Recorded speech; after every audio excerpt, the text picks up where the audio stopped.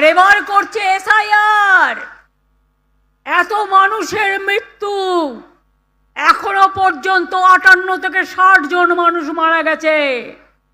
গতকালও পুরুলিয়ায় একজন বৃদ্ধ মানুষ, তাকে ডেকে পাঠানো হয়েছে। বাবার বয়সী মানুষদের শ্রদ্ধা করতে জানো না, জীবনে বাবা মাকে সম্মান জানাওনি, তো বয়স জ্যেষ্ঠদের সম্মান জানাবে কি?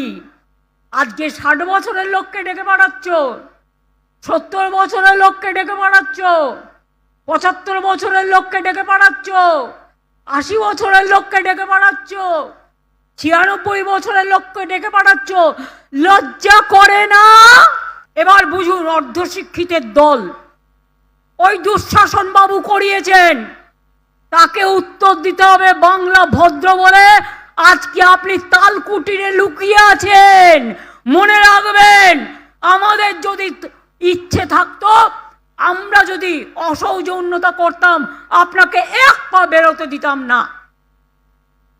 আপনার ভাগ্য ভালো যে এত অত্যাচার করার পরেও আপনাকে আমরা আতিথ্যতা দিচ্ছি। এটা আমাদের দুর্বলতা নয়, এটা আমাদের ধর্ম, আমাদের সংস্কৃতি। একজন দুঃশাসন এসছেন বাংলায়। ভোট আসলে দুর্যোধন আর দুঃশাসনরা আসেন,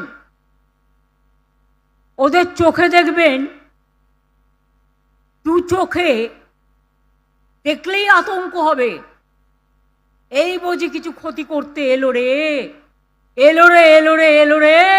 দুঃশাসন বাবু এসছেন, শকুনি মামার চেলা চামুন্ডারা ঘুরে বেড়াচ্ছে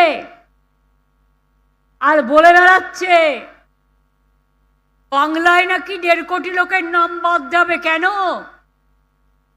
যারা সারা জীবন বাংলায় থেকেছে, বাংলায় তারা ভোটার, রাজনৈতিক হ্যাংলার দল। আগের বার এসে বলেছিল ইসবার 200 পার, হয়ে গেছে পগার পার।